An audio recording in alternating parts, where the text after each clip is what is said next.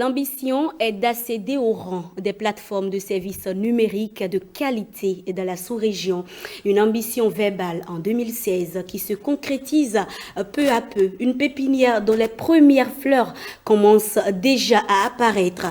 Aujourd'hui, le Bénin est classé 8e et est ex-aequo avec le Rwanda au GTMI 2022. Il s'agit de l'indice de maturité GovTech. Comment est né le GTMI? Quelle est la politique qui le sous-tend et surtout, quelles sont les réformes mises en œuvre par l'exécutif béninois pour atteindre les performances célébrées et disputer même une place dans le classement avec le Rwanda? Voilà les points que nous allons aborder au cours de cet entretien avec mon invité Aristide Adjinankou.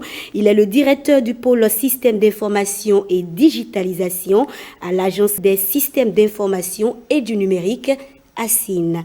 Aristide Adjinankou, bonjour. Bonjour Madame Rebecca. Comment vous allez? Très bien, merci. Je parlais tantôt de cette prouesse du Bénin dans le secteur du numérique et de la digitalisation, 8e et ex-aequo avec le Rwanda au GTMI 2022. D'abord, le GTMI, qu'est-ce que c'est concrètement au-delà du développement du sigle Indice de maturité GovTech? Merci Madame Rebecca.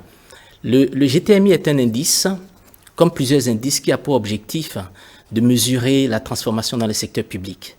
Vous savez, nous avons aujourd'hui différents indices qui sont dans le domaine public. Nous avons le GDI des Nations Unies, nous avons d'autres indices de l'OCDE et d'autres indices également de la Banque mondiale. Je rappelle que le GTMI est un indice de la Banque mondiale. D'accord.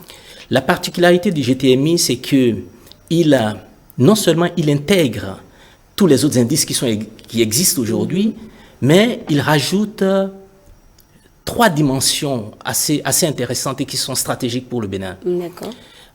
La première dimension, c'est vraiment la mesure qui concerne les services publics centrés sur le citoyen au cœur des réformes, au cœur de la transformation. La deuxième dimension est une dimension un peu, on dirait une approche pan-gouvernementale holistique qui permet de voir le gouvernement comme un tout cohérent. Et la troisième, c'est une dimension qui s'appuie sur les systèmes mis en place par l'administration, par le gouvernement, et ce sont des systèmes qui se servent de la technologie numérique et qui s'appuient sur des technologies disruptives. Alors, quand vous parlez en ces thèmes, est-ce que vous parlez en même temps des domaines prioritaires dans lesquels cet indice intervient? Non, cet indice intervient principalement sur 4 domaines. D'accord, quels sont ces domaines? Il s'agit d'un indice composite. Un indice composite est composé de, je crois, 96 indicateurs répartis dans 4 catégories. D'accord. La première catégorie de cet indice, c'est vraiment la catégorie concernant effectivement les systèmes de l'administration centrale, qui permet de mesurer l'approche pan-gouvernementale de l'administration, de sa transformation, qui se permet de s'assurer que ces systèmes s'appuient sur des technologies disruptives. On parlera tout à l'heure éventuellement de ce que le Bénin fait dans ce domaine. Ensuite, il y a une deuxième dimension effectivement qui mesure la prestation des services publics, la maturité des portails de services publics au sein des économies, au sein d'un gouvernement, et sa capacité à réellement être centré sur les citoyens. Et il y a une troisième dimension qui mesure la participation citoyenne, la participation Comment les citoyens interagissent avec ces e-services. Exactement. Et comment surtout ce que le gouvernement met en place pour leur permettre de s'exprimer. Vous savez, au niveau du Bénin, par exemple, il y a, je crois, une semaine, l'ASIN a lancé avec la présidence le portail dénonciation citoyenne. C'est pour favoriser l'engagement citoyen et également toutes les plateformes que les gouvernements mettent en place pour partager, publier des données dites ouvertes. Et enfin, la dernière dimension, c'est ce que les gouvernements mettent en place pour pérenniser tout cela, pour que les transformations qui se font, perdurent, soient pérennes tout simplement. Dans le temps, quel que soit le gouvernement qui sera en place. Exactement. Et dans cette partie-là, on voit effectivement tout ce qui est institutions, lois, réglementations. D'accord. Alors, en quoi cet indice est pertinent pour l'action Gouv du Bénin? Excellente question, Madame Rebecca. Vous savez, comme je disais tout à l'heure, cet indice a pour objectif de mesurer la manière dont un gouvernement se sert de la technologie numérique pour se transformer. Pour se transformer, pour être beaucoup plus efficient, efficace, transparent, avec le citoyen au centre des réformes. Cet indice est totalement aligné avec la vision du gouvernement. La vision de notre gouvernement est de mettre le citoyen, quand je dis le citoyen, ça peut être l'entreprise ou l'association, au centre même de nos réformes. Il faut noter que nous sommes aujourd'hui à la 4e génération de transformation du secteur public.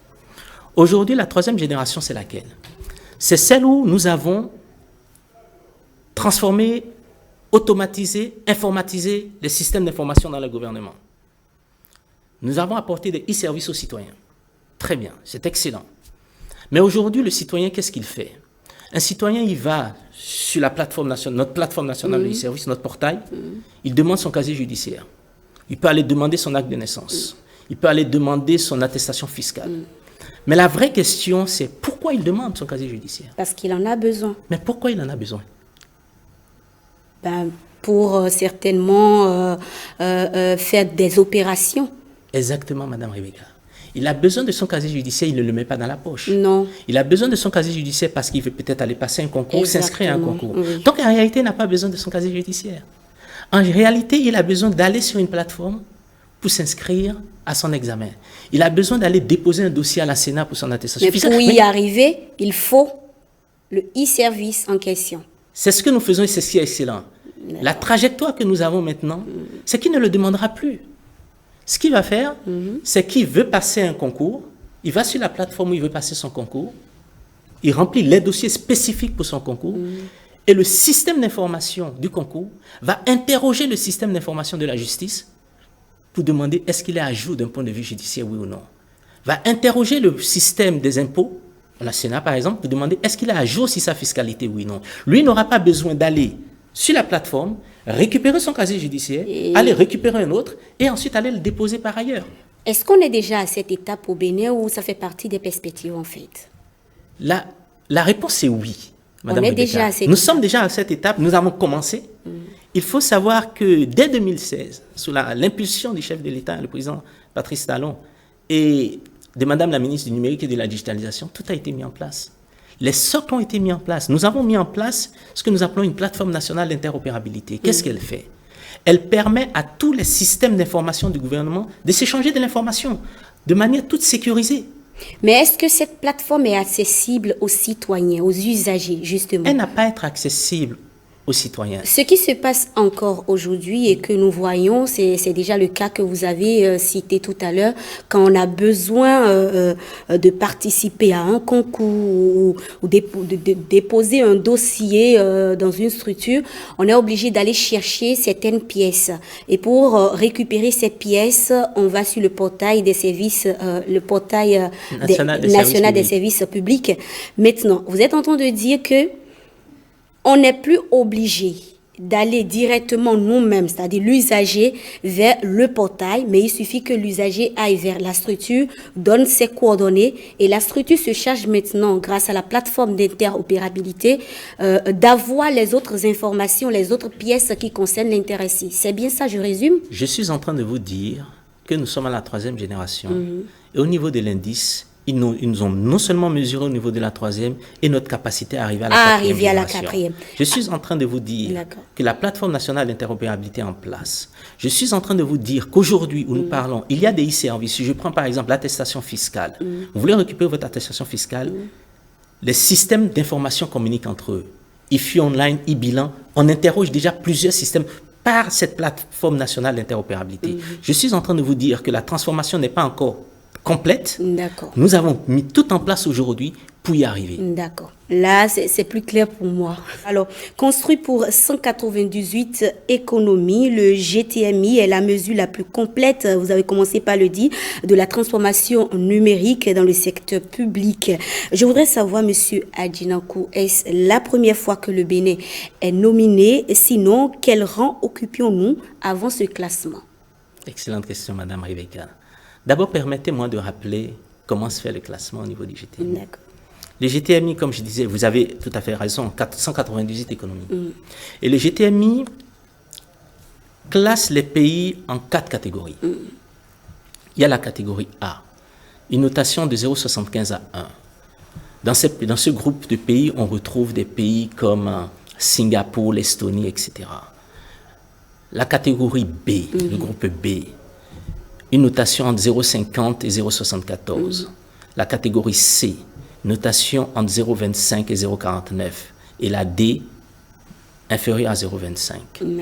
Le Bénin, il y a 2 ans, était dans la catégorie C, avec une évaluation autour de 0,35. Aujourd'hui, le Bénin a doublé sa performance. Et à quelle catégorie? B. D'accord. B avec une notation à 0,68. Et il faut voir que non seulement le Bénin a doublé sa performance, mais le Bénin au niveau, on a dit 198 économies tout à l'heure. Le Bénin est positionné en 84e position mondiale. 84e position mondiale. Okay. Et la performance du Bénin, non seulement est au-dessus de la moyenne mondiale, mais également au-dessus de la moyenne de la catégorie B. La performance du Bénin est tout à fait exceptionnelle. Ceci est dû à la politique mise en place dans le secteur du numérique et de la digitalisation, n'est-ce pas? Exactement. Depuis 2016, tout ce qui a été mis en place, et aujourd'hui, nous sommes en train de récolter les fruits de tout ce qui a été mis en place dès 2016.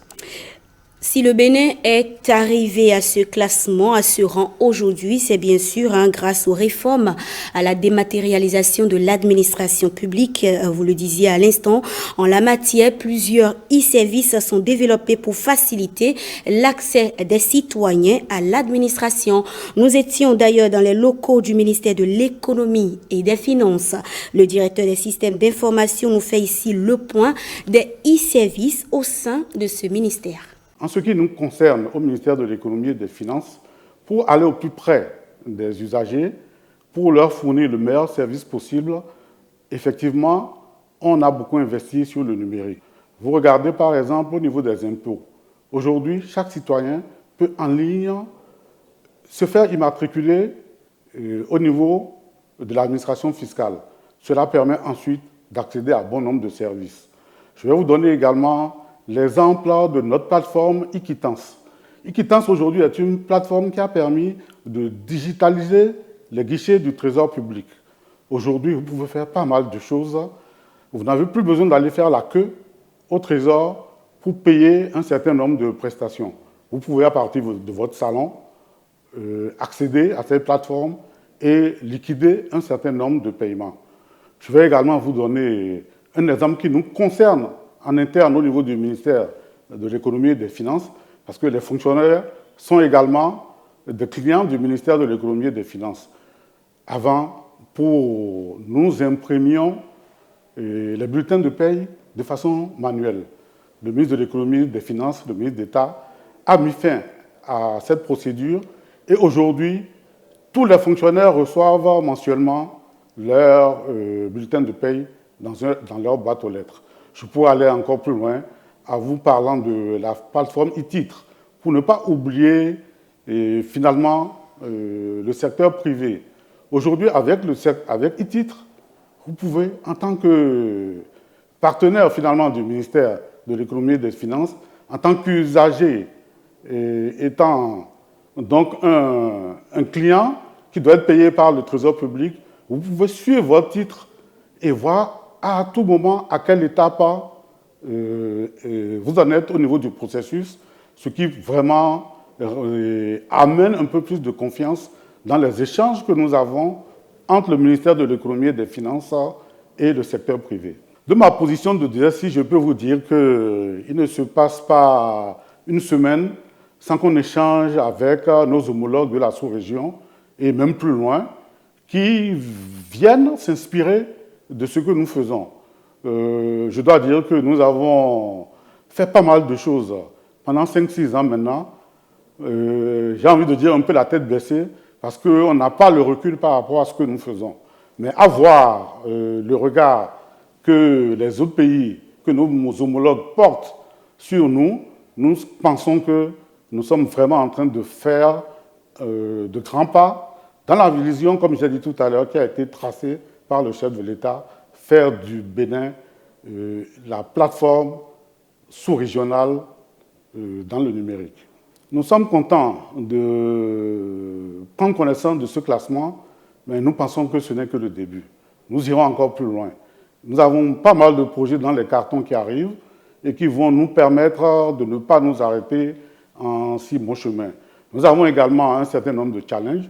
Vous savez qu'il ne se passe pas de jour aujourd'hui où les questions de cybersécurité se mettent sur la table.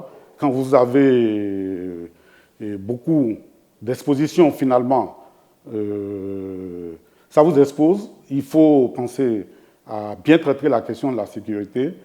Vous savez que quand vous interagissez avec les usagers, vous collectez beaucoup de données. Quand on collecte de la donnée, il faut la faire parler. Nous pensons qu'avec l'intelligence artificielle, avec l'analyse de données, nous pourrons, dans les années à venir, améliorer les décisions en matière de politique publique.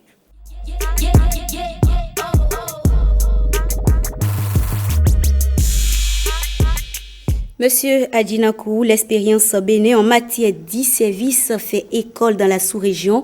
Le DSI du ministère de l'Économie et des Finances l'a encore rappelé. Quels sont les projets qui ont été déterminants pour ce classement? Merci Madame Ribika. D'abord, permettez-moi de féliciter tous les DSI de tous les autres ministères qui contribuent à cette transformation et qui tous les jours s'investissent pour pouvoir atteindre des objectifs. Quels sont les autres projets? Tout à l'heure, je vous ai parlé de la plateforme nationale d'interopérabilité. C'est une plateforme centrale. Il y a le portail national des e-services, avec aujourd'hui plus de 100 e-services totalement dématérialisés, accessibles pour les citoyens. Bien entendu, le DSI parlait à l'instant de ce qui se fait également avec le secteur privé. Nous avons également des agrégateurs aujourd'hui pour les solutions de paiement électronique. Et le Bénin va lancer dans les prochains mois sa propre plateforme nationale de paiement électronique qui va tout révolutionner. Ah bon. Le DSI a parlé également de tout ce qui est science de la donnée, intelligence artificielle. La sécurité. Exactement. Il faut noter que la stratégie d'intelligence artificielle a été prise en compte dans ce classement.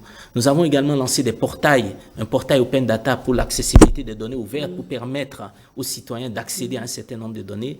Et bien entendu, il y a tous les systèmes ou autres plateformes qui sont mises en place également par les ministères. Mais il y a un élément clé qui a été très déterminant et qui a le plus gros poids et le Bénin a eu la plus grosse notation. C'est ce que nous appelons l'infrastructure à clé publique, la PKI, la PKI nationale. Oui.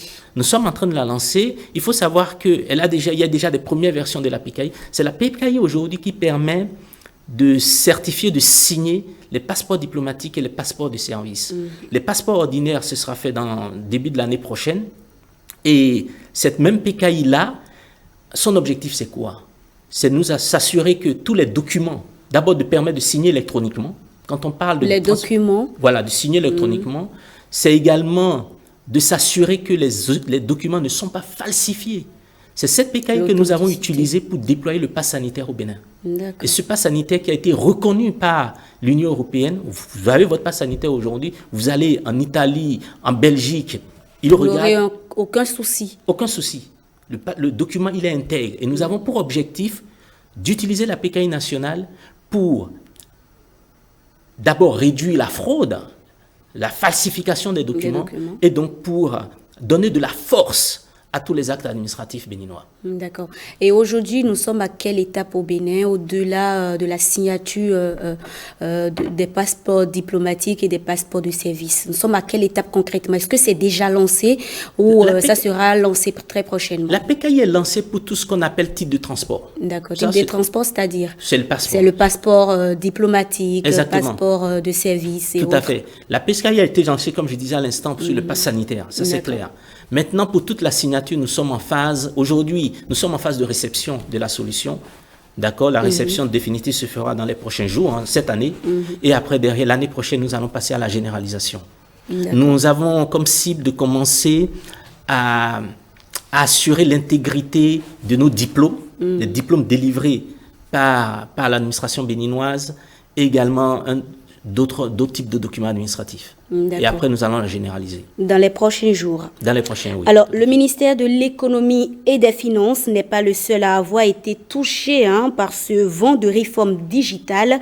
Le ministère du Travail et de la Fonction publique, qui nous concerne d'ailleurs tous, a digitalisé plus de 20 services. Le directeur des systèmes d'information nous en parle. Regardez.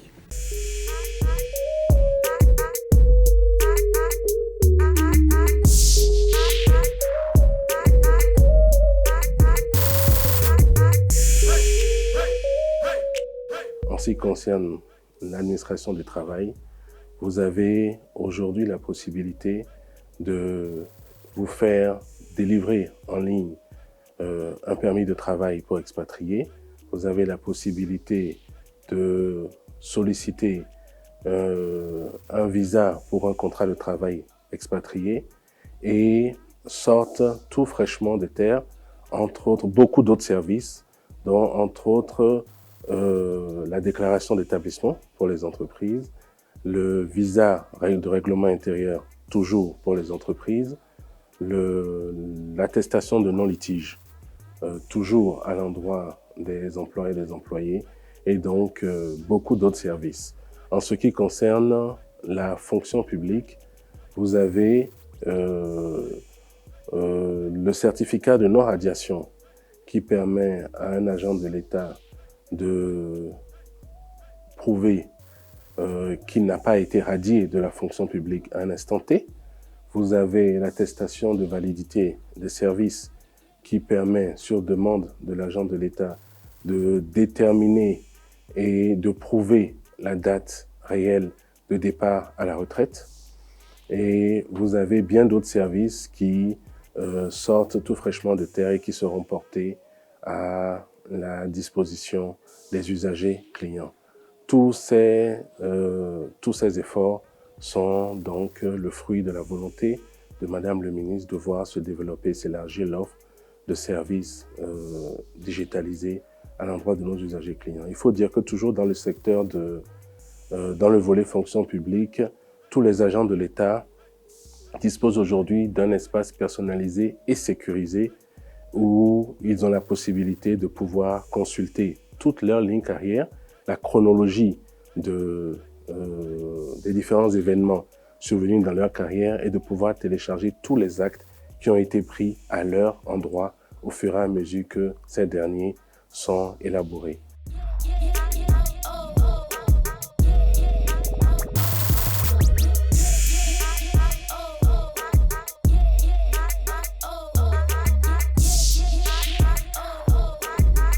Si le Bénin occupe aujourd'hui ce rang dans ce classement, c'est certes une fierté, mais véritablement, il n'y a rien d'étonnant. Rien d'étonnant parce que le Bénin a aujourd'hui, bénéficie aujourd'hui d'une volonté politique forte, d'une détermination et d'un engagement politique forte, d'orientation forte et assumée. Et nous n'avons pas d'autre choix, nous les acteurs opérationnels, que d'aller là où nos dirigeants veulent que nous allons. Du moment où les investissements sont consentis, du moment où le cap est mis, et c'est le cas du Bénin, je peux dire que nous ne sommes qu'à l'ornière de tout ce que nous pouvons offrir. C'est une satisfaction parce que nous évoluons, mais nous savons tous les efforts que nous fournissons, nous savons tous les efforts que fournissent surtout nos autorités, tous les sacrifices que consentent nos autorités, consentent nos populations. Et nous ne serions pas étonnés demain de nous retrouver aux toutes premières places parce que nous le méritons vu de l'engagement que nous mettons.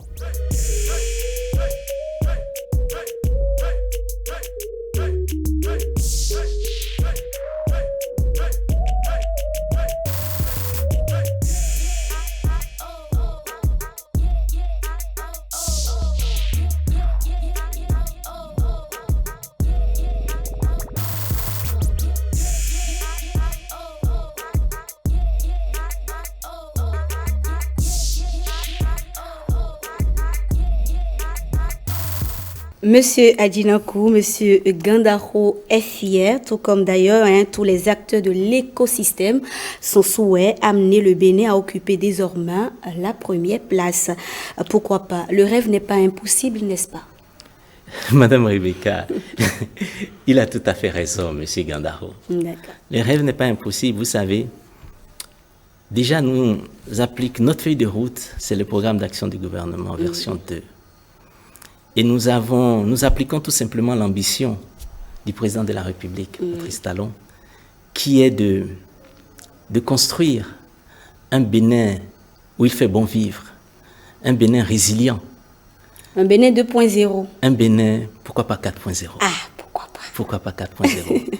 Et au niveau du secteur du numérique, sous le leadership de Madame la ministre du numérique et de la digitalisation et de notre directeur général, M. Loko, nous avons la modeste ambition d'accompagner le Bénin sur cette route du développement. Le chemin est long, mais nous ne regardons plus derrière nous, nous regardons devant nous.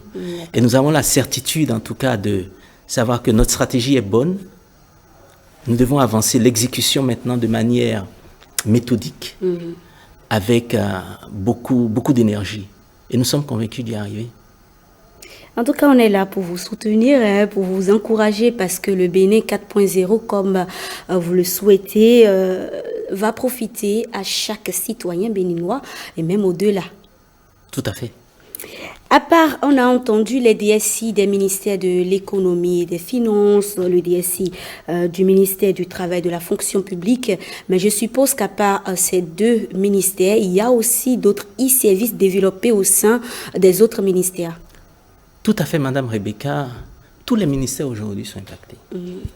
Je peux citer le ministère de l'Intérieur, avec tout ce qui est autour du e-visa, parce qu'on pense aux citoyens, à nos concitoyens ici, mais il faut aussi penser à la diaspora. Ou d'autres, pas que la diaspora, ceux qui veulent visiter notre pays tout simplement. Il y a le ministère de l'Éducation également, sur les résultats, les attestations des diplômes. Je parlais tout à l'heure de ce que nous allons également faire avec eux. Et il y a bien entendu le ministère de la Justice. Oui, tous les ministères sont concernés, et y compris même des agences. L'ARMP est concernée, l'ARCEP est concernée, et nous les accompagnons tous. Vous savez, au niveau de la CIN, qu'est-ce que nous avons fait? Notre raisonnement était le suivant. L'Agence des systèmes d'information et du numérique toute seule ne peut aller nulle part. Donc nous avons décidé de mettre en place un cadre de travail, un cadre technique opérationnel pour travailler avec les ministères, travailler avec les entreprises privées pour accélérer nos transformations. Et ça fait partie également des indicateurs qui ont été pris en compte dans l'indice GTMI. Vous avez commencé par parler des agences. Il y a aussi l'office du baccalauréat. Désormais, on peut obtenir ces documents simplement en ligne. On n'a plus besoin d'aller forcément vers l'office pour avoir son attestation, par exemple. Tout à fait. Et ça aussi, c'est cette année que ça a été fait. Exactement. L'appui du gouvernement aux fournisseurs privés d'accès à Internet a forcément aussi contribué à ce résultat, je suppose. Oui, tout à fait. Contrôle. Tout à fait. On n'a pas d'autre choix. Le gouvernement, pour se transformer, a besoin du secteur privé. Donc, le gouvernement doit mettre en place les mécanismes, aussi bien réglementaires ou même financiers, pour accompagner le secteur privé, pour que finalement le secteur privé nous aide à satisfaire les citoyens, les entreprises et les associations. Surtout en matière de déploiement de la fibre optique pour l'Internet haut et très haut débit. Exactement. Et le vrai challenge aujourd'hui, ce n'est plus l'administration centrale, c'est comment nous allons au sein des collectivités, comment nous impactons la vie ou le quotidien des gens qui sont dans les coins reculés de notre cher et beau pays. On est en train de parler de la dématérialisation de l'administration publique, mais il y a aussi les collectivités locales. Vous avez commencé par l'aborder. Aujourd'hui, qu'est-ce qui est fait dans ce sens-là, très rapidement, avant qu'on continue? Le vrai challenge, notre objectif, justement, dans le cadre du PAG version 2, en tout cas dès l'année prochaine, il y aura un gros focus qui sera fait. Nous avons commencé déjà à les former. Il y a toute une transformation qui a eu lieu. Et donc, nous formons les différents acteurs. Je pense qu'aujourd'hui, même, nous devons avoir des réunions avec certaines mairies qui sont prévues. Et dès l'année prochaine, nous allons leur apporter de la gestion électronique des courriers, la gestion électronique des documents. Et nous allons apporter de l'infrastructure parce que pour transformer, il faut des socles. Il faut l'infrastructure. D'accord. On parlait du déploiement de la fibre optique. D'ailleurs, le directeur de Isocel Bénin le confirme ici. Ce projet date depuis 2016 mais c'est en 2019 que nous avons commencé la première phase, en fait, qui est la phase 0. C'était une phase pilote. Et après, en avril 2022, nous avons commencé la phase 1, la commercialisation de la phase 1. Et finalement, on a fait un lancement le 8 septembre parce que la couverture de l'ensemble des arrondissements de la ville était couverte.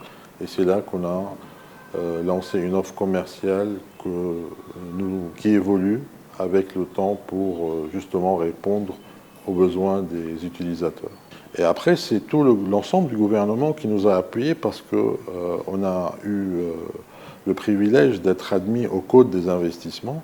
Donc, les équipements que nous avons importés pour le déploiement de notre réseau ont eu une exonération douanière et ça nous a beaucoup aidé parce que ça a, si vous voulez, déchargé notre investissement qui est devenu moins lourd du fait que nous n'avons pas à payer toutes les taxes douanières pour l'importation.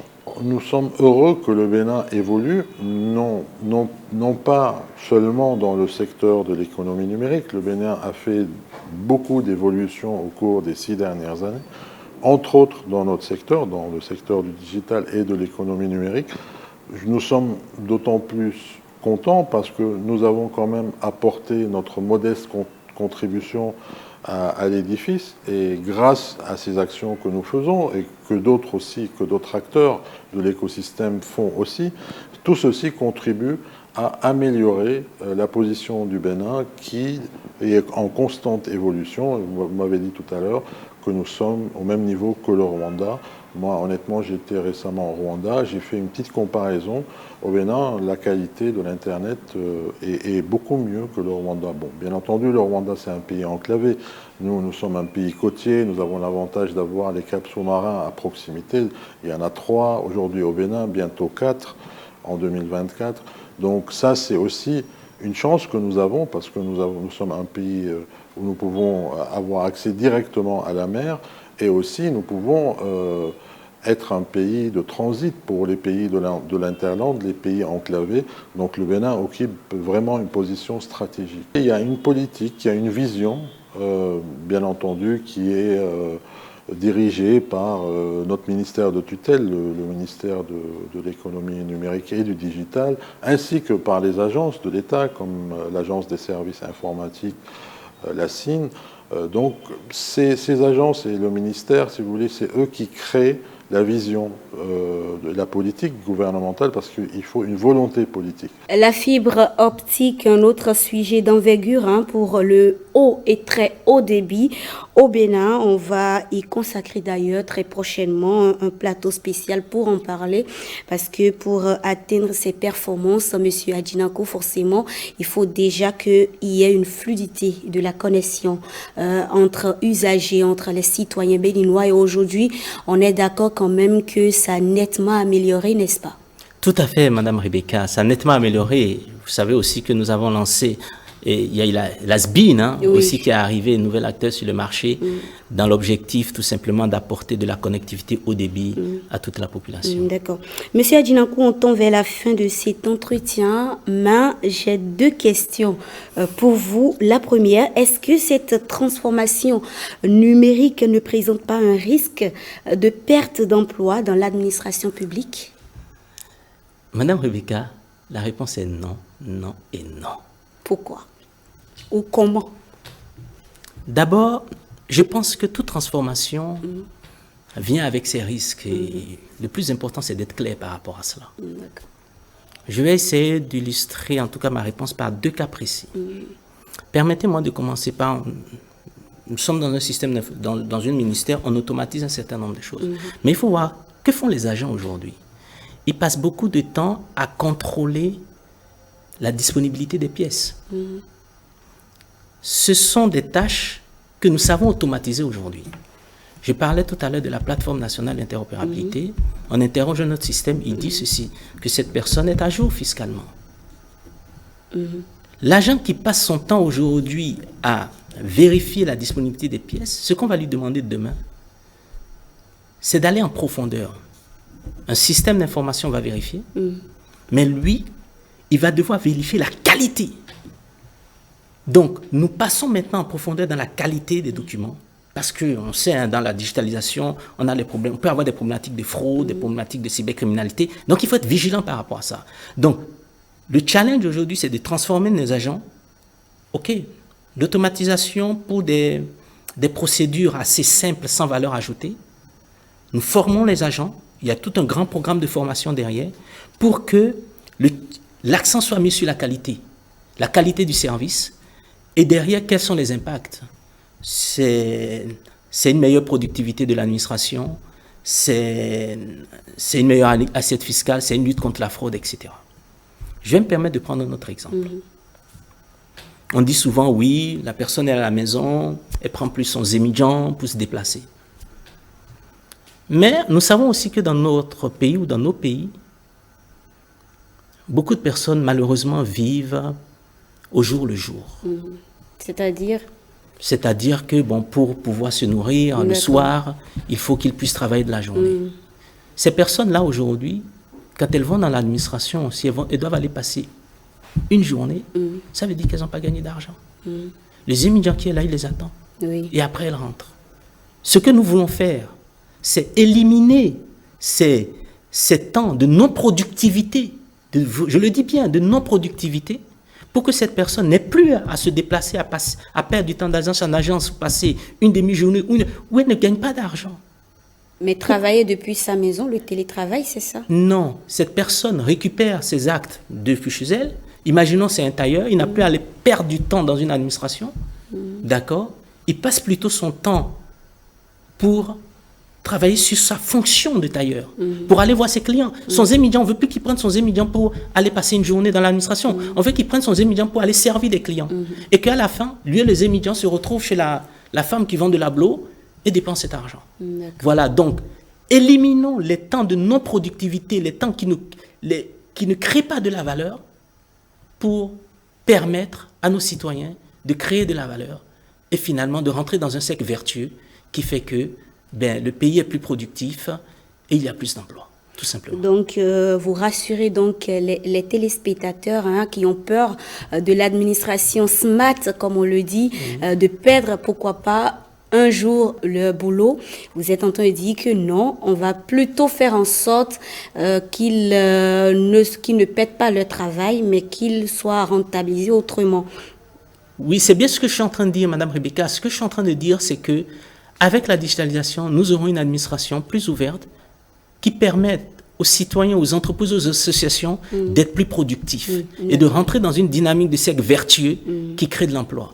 Et bien entendu, nous ne devons pas être dupes. Il faut un accompagnement. Et nous sommes là pour les accompagner en termes de formation, en termes de... Vous savez, il y a l'école des métiers du numérique qui est également là pour accompagner tous nos compatriotes. D'accord. Alors la deuxième question, puisque j'ai parlé de deux questions avant de vous laisser partir, quelles sont les prochaines étapes et surtout les challenges pour élever le niveau, je parle bien sûr du classement et occuper le premier rang? Bon, on dira modestement arriver dans la classe A. Arrive. Ok, d'accord. C'est notre cible. Et je disais tout à l'heure, notre vision est très claire. Et l'avantage de ce type de classement, c'est que ça nous rassure sur notre feuille de route. Et ça nous donne aussi quelques indicateurs. Nous savons aujourd'hui que nous devons aller plus loin dans le système d'information du gouvernement, c'est-à-dire nous assurer que le gouvernement forme un tout cohérent. On parle d'architecture d'entreprise ou d'architecture gouvernementale. Nous devons aller plus loin dans tout ce que nous appelons utilisation des technologies dites disruptives, l'intelligence artificielle, etc. Nous avons la stratégie aujourd'hui. Maintenant, il faut mettre en œuvre les différents projets. Nous sommes clairs par rapport à ça. Nous devons aller encore un peu plus loin dans tout ce qui concerne et tout ce autour de ce qu'on appelle le cloud computing. Vous savez, nous avons mis en place un data center national qui aujourd'hui est exploité par la SBIN. C'est la SIN qui l'a mis en place. Et là également, il faut encore aller plus loin. Nous devons également aller plus loin, je disais tout à l'heure, dans la généralisation de la signature électronique. Et bien entendu, vers les collectivités et également, je terminerai par dire, par la formation, tout simplement. D'accord. Aristide Adjinakou, merci pour ces précisions, pour ces réponses. Je rappelle que vous êtes le directeur du pôle système d'information et digitalisation à l'Agence des systèmes d'information et du numérique. Avec vous, on est revenu sur le classement GTMI 2022, le Bénin qui occupe le 8e rang et est ex-aequo avec le Rwanda pour l'indice de maturité GovTech 2022. Merci, chers téléspectateurs, pour l'attention. À bientôt.